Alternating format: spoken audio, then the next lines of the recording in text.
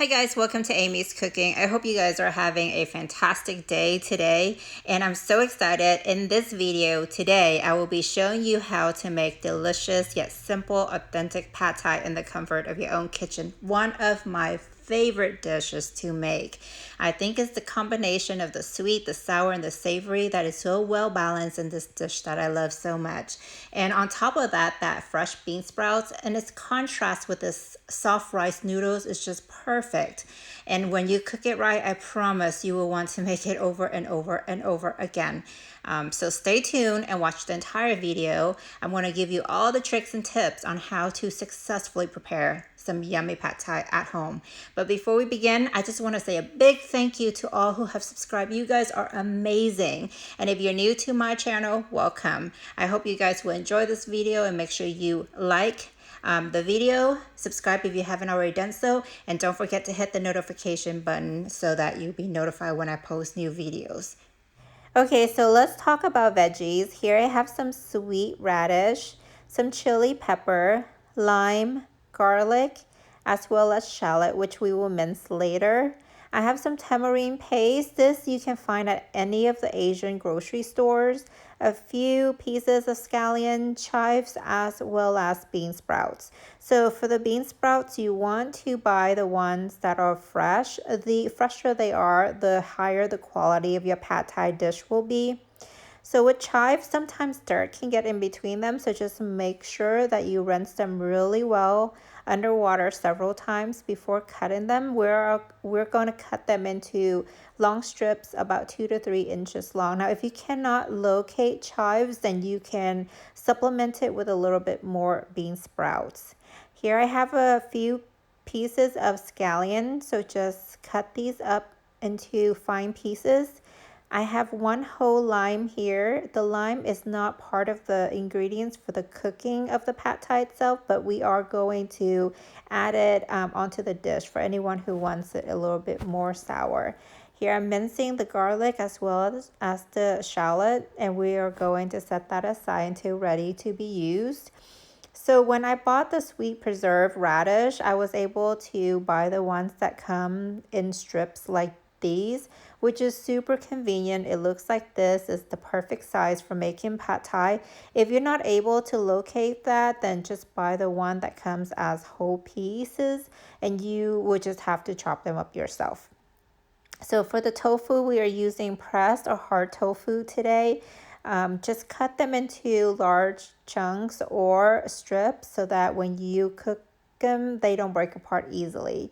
So for the protein, I'm using shrimps or large prawns today, but you can use chicken or beef or pork or even a combination of those. It's really up to you. We also need a little bit of dry shrimp. We are not leaving the shrimps whole. We want to shred them a little. So place them in a food processor. You want to blend it for a minute or two.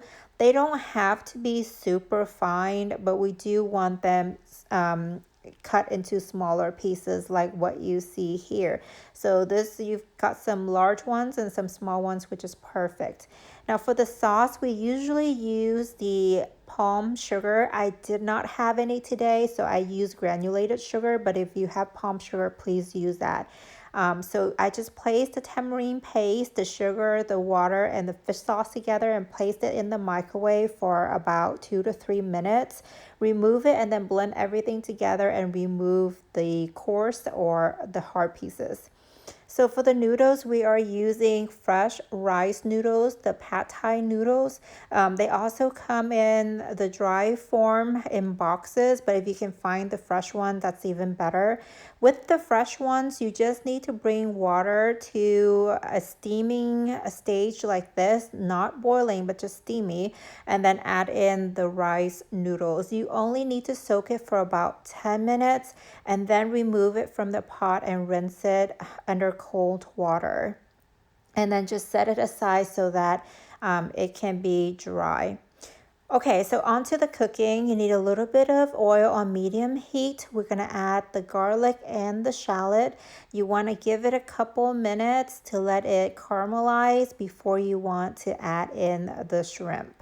Now, with the shrimp, we don't want to overcook it because later we are going to put it back into the pad thai when we're frying it.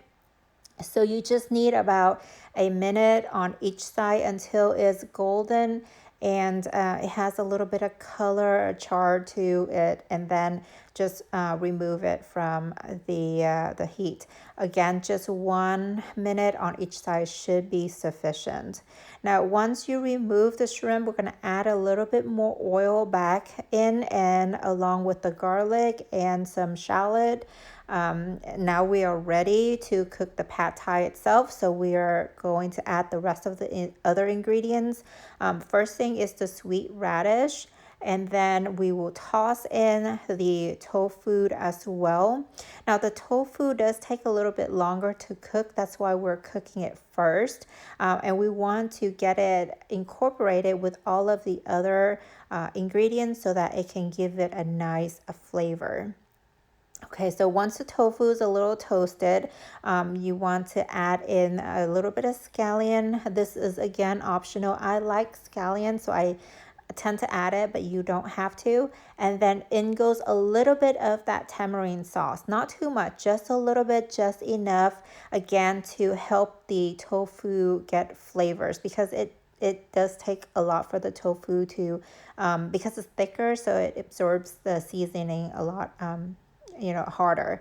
Okay, so now we're gonna add in the noodles, and we're gonna pour in the sauce. At this point, it goes really quick, but it's really important that you don't overcook the noodles. So again, like when we were soaking the noodles, I said to only leave it in for about 10 minutes. Just check on it because you want it to be about 70% softness. Because part of the time we're actually cooking it, so if you let it soak too long, it's going to be overcooked. So I just push everything to the side, including the shrimp, and now we're gonna cook the eggs. You're gonna need 2 eggs in here, and you also want to kind of push that to the side as well. And then we are going to let it cook slowly. We don't want it to get into the noodles just yet. We want to make sure that we check on the noodles at this point to make sure that it's fully cooked before we add in the vegetables.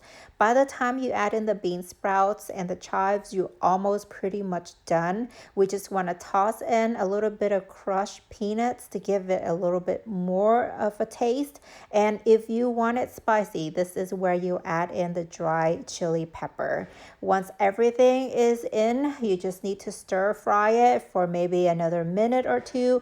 Make sure everything is incorporated. Taste the noodles. If you need more sauce, add in more sauce.